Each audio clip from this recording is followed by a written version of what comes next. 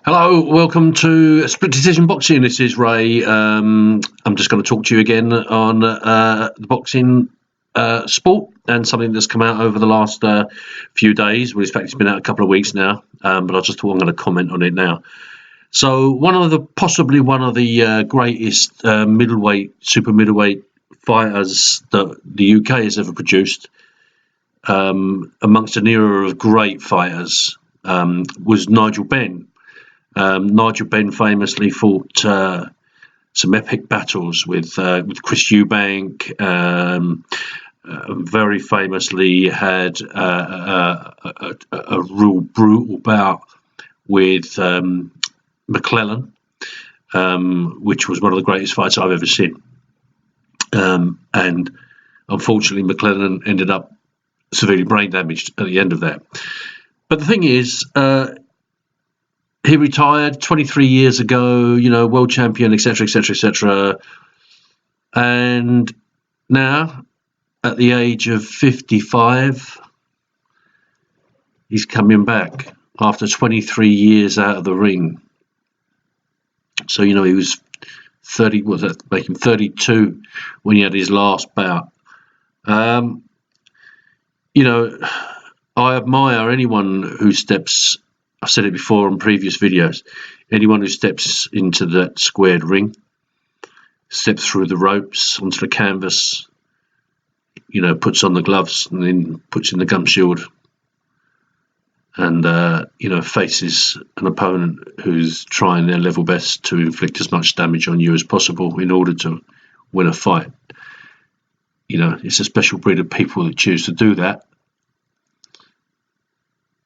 And it's not for the soft heart. It's the last of the gladiator sports in my book. It's far better than mixed martial arts or any of the others. And it's dangerous. They call it the hurt game, and it is the hurt game.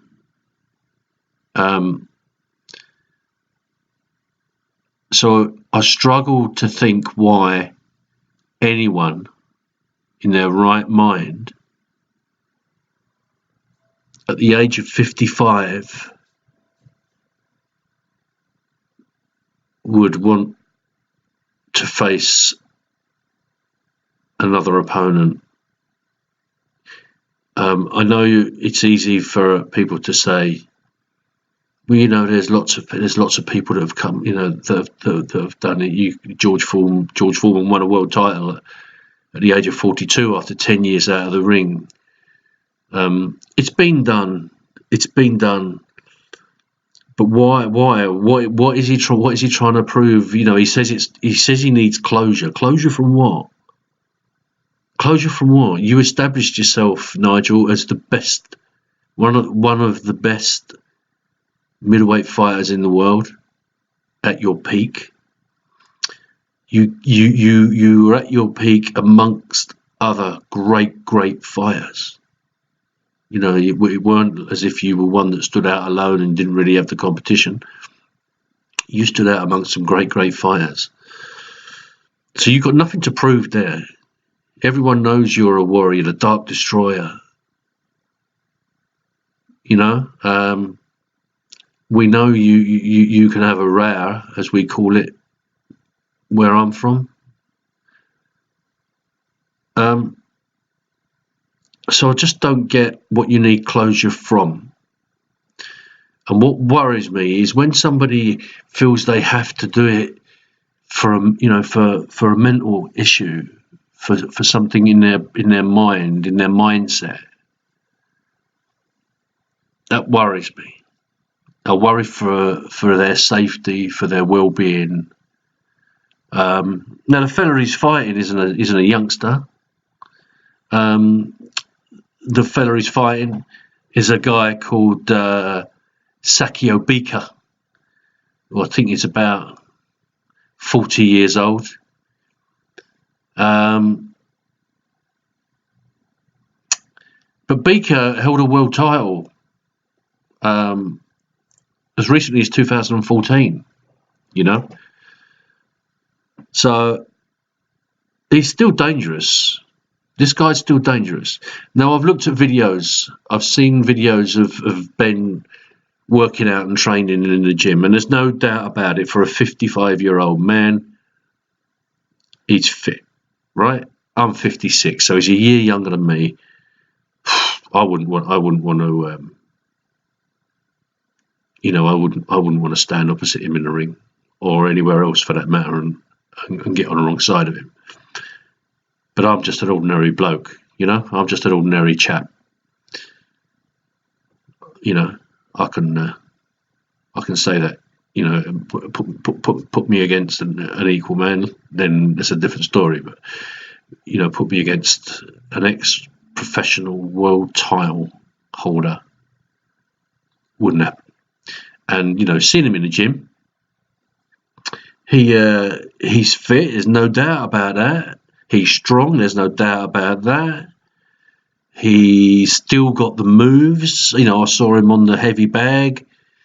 He looked okay. On the heavy bag. Saw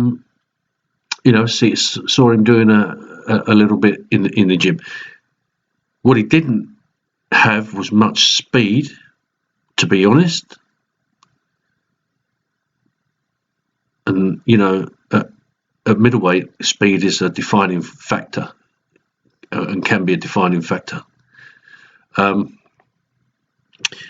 he didn't look, when he was hitting the bag, it's difficult to tell, but he didn't look that powerful, like the old Nigel Benn. So, but anyway, he's still got the basics there. He's still got the heart, and he's still got the instinct to do it.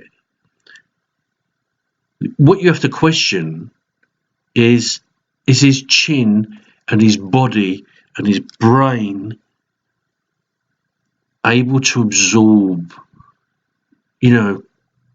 that coming at you from a man 15 years younger than you, who only 5 years ago was a world champion, and you haven't stepped in a ring for 23 years professionally, and you haven't, you're 15 years older than him. I worry for his safety. That's all. It's a great spectacle. It's a great. Everybody loved Chris Eubank. Everybody loved Nigel Benn. Everybody loved all those fighters from that era. Watson, and look what happened to Watson. We Collins, all of them. We loved them all. But some things are better left in the memory, right? Do you remember Ali, Muhammad Ali, the world, arguably, well, not even arguably, the world's the greatest? And when his last fight, or his fight when he fought Larry Holmes, this great man, and Larry Holmes was a great fighter, but this great man bent over at the ropes, Holmes punching him and looking at the ref and saying, "You can stop this, please. It's heartbreaking." And look how Ali ended up with the brain damage, the Parkinson's syndrome. Whether or not the medical profession say that was contributed by the boxing. Of course it was. You're going to take that many punches in your head and have not be a contributing factor.